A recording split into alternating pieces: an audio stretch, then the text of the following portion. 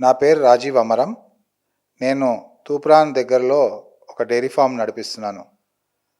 గత 5 సంవత్సరాలుగా నేను ఈ డైరీ ఫాము నడిపించడం జరుగుతుంది. ఇవాళ నేను ఈ డైరీ ఫామ్లు కానీ ఈ రైతులు ఎవరైతే పాలు ఉత్పత్తి చేస్తున్నారో వాళ్ళు పడే ఇబ్బందులు మరియు పాలల్లో చేస్తున్న కల్తీ విధానాల గురించి మాట్లాడుతున్నాను. ఈ డైరీ ఫామ్లు 10 ఆవుల నుంచి ఒక 500 ఆవుల వరకు మెయింటైన్ చేసే చిన్న మధ్య పెద్ద డైరీ ఫామ్లు అందరూ కూడా ఇవాళ అన్నిటికంటే కష్టమైన ఇబ్బందులలో ఉన్నారు. వారికి గడ్డి మంచిది దొరకక రేట్లు ఎక్కువ ఉండి, అదేవిధంగా దానా రేట్లు పెరిగి సరి అయిన దానా ఇచ్చుకోలేని పరిస్థితిలో ఉన్నారు. ఆవుని మంచిగా మేపలేకపోతున్నారు. దీనివల్ల ఆవుల యొక్క ఉత్పత్తి తగ్గుతుంది, పాల క్వాలిటీ తగ్గుతుంది. ఈ యొక్క ఉత్పత్తి క్వాలిటీ తగ్గినప్పుడు మనకు సరి అయిన పాలు రావడం లేదు. ఆవుల సంఖ్యతోని కూడా మనకు అవసరం ఉన్నంత పాలు రావడం లేదు. దీంతో కల్తీ అనేది చాలా విచ్చలవిడిగా జరుగుతుంది. ఈ యొక్క పాలు ఏవైతే రైతుల దగ్గర నుంచి కలెక్ట్ చేయడం జరుగుతుందో అక్కడి నుంచే ఈ యొక్క అడల్ట్రేషన్ పార్ట్ అనేది స్టార్ట్ అయిపోతుంది. మీరు వేరియస్ ఛానల్స్లో న్యూస్లో ఆల్రెడీ చూసుంటారు. షాంపూ పాలని, ఆయిల్ పాలని చెప్పి, ఫెవికాల్ పాలని చెప్పి, ఐడిన్ పాలని చెప్పి ఎన్నో రకాల పాలు చేయడం జరుగుతుంది. ఇవాళ పాల మీద మీగడన అది లేకుంటే మెలమైన్తో వచ్చిన ఒక లేయరా అనేది కూడా గుర్తుపట్టలేనంత పరిస్థితి వచ్చేసింది. పాలు షెల్ఫ్ లైఫ్ పెంచడానికి, ఎందుకంటే రైతు దగ్గర నుంచి కలెక్షన్ పాయింట్ నుంచి చిల్లింగ్ సెంటర్ నుంచి ప్రాసెసింగ్ యూనిట్ నుంచి ప్యాకింగ్ సెంటర్ నుంచి మళ్ళీ రీటైల్కి వచ్చే వరకు సుమారుగా 3 నుంచి 4 రోజులు పడుతుంది.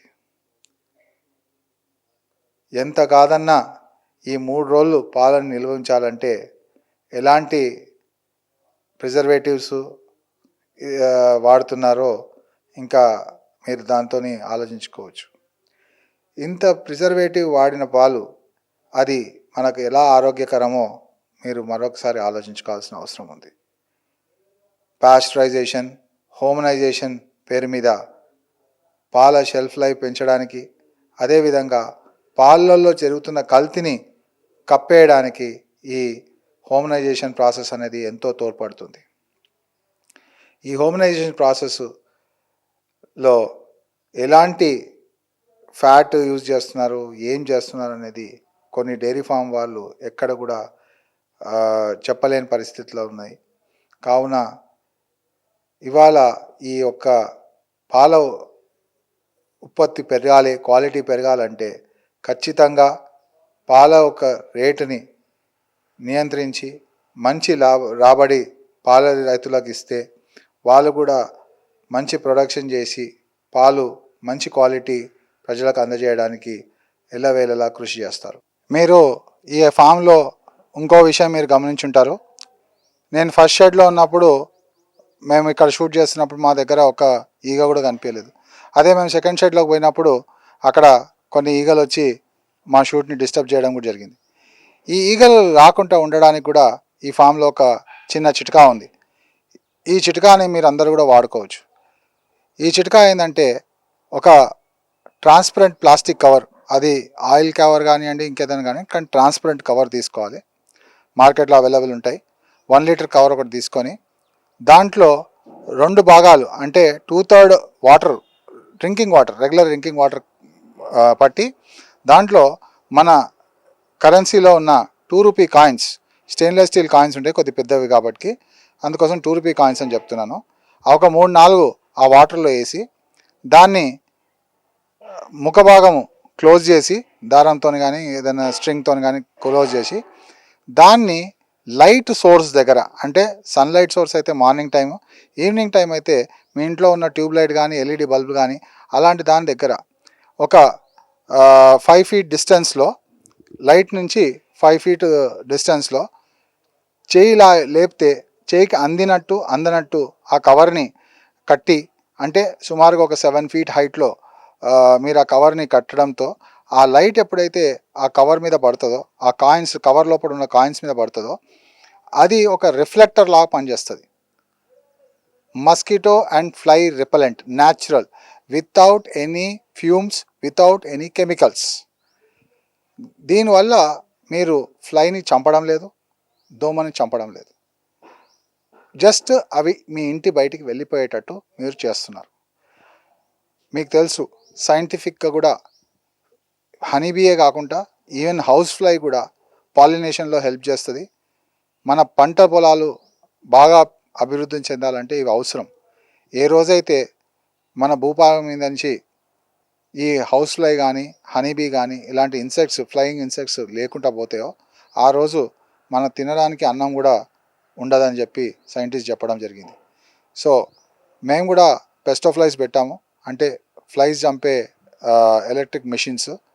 కానీ అవి పెట్టడంలో ఏమవుతున్నాయంటే మేము ప్రతిరోజు కొన్ని వేల ఈగలని, లక్షల ఈగలని చంపేయడం జరుగుతుంది. అలా చేయకుండా ఈ యొక్క సిస్టమ్ ఫాలో అయితే దీంతో మనము ఈగలని రాకుండా నిర్మూలించగలుగుతాము. ఈ ఈగలు కమ్యూనికేట్ చేస్తాయి. అంటే ఇవాళ వచ్చిన ఈగ రేపు మరీ ఇంకో గ్రూప్తో రాకుండా, అరే అక్కడ వద్దు, ఇక్కడైతే మనకు సమ్ సార్ట్ ఆఫ్ ఏదో ఈవిల్ ఉంది అనే ఆలోచించుకొని ఆ రిఫ్లెక్షన్ లైట్ కోసం రాకుండా అయితే. మీరు చాలామంది మూవీస్ చూసుంటారు, ఈగ అనే మూవీ ఒకటి వచ్చింది. అందులో కూడా ఆ ఈగకి గాగుల్స్ చేసి పెడతారు, ఎందుకంటే ఆ లైట్ రిఫ్లెక్షన్కి అది ట్రావెల్ చేయలేదు, డిస్టర్బ్ అవుతుంది అన్నమాట. సిమిలర్గా మనని ఎట్లా ఒక ఈగ డిస్టర్బ్ చేస్తుందో, మనం ఒక దోమతో ఎట్లా డిస్టర్బ్ అవుతామో, మేము ఈ విధానంతో ఈగల దోమలని డిస్టర్బ్ చేసినాం. అట్లా దాని ద్వారా ఆ ఈగలు మన ఫామ్లోకి రాకుండా చేసినాం. అవి రానందువల్ల మన ఆవులు హెల్తీగా ఉంటున్నాయి, మిల్క్ ప్రొడక్షన్ పెరుగుతుంది, క్వాలిటీ ఆఫ్ మిల్క్ పెరుగుతుంది, హెల్తీగా ఉంటాయి. సో మనం ఎట్లా ఒక దోమతోని ఒక ఈగతోని మనం ఎట్లా ఇబ్బంది పడతామో, అదేవిధంగా ఆవులు కూడా ఆ దోమల ఈగలతో ఇబ్బంది పడకుండా ఇలా చేస్తే చాలామంది బెనిఫిట్ అవుతున్నారు. ఈ ఫామ్లో ఈగలు ఇంత తక్కువ ఉండడానికి కారణము ఇది మేజర్ అని చెప్పడం జరుగుతుంది. Thank you.